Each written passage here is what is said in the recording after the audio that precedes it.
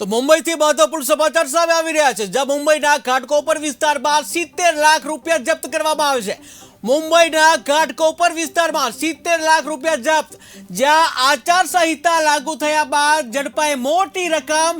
આચારસંહિતા લાગુ થતા ચૂંટણી અધિકારીઓ એલર્ટ થયા છે, ત્યારે પોલીસને એક વાહન પર શંકા જતા રોકી હતી અને તલાશી લીધી હતી, જ્યાં થેલીમાંથી 70 લાખ રૂપિયા મળતા પોલીસ પણ ચોંકી ઉઠી। ત્યારે દિલીપ નાથાણી અને અતુલ નાથાણીના નામ ખુલ્યા છે।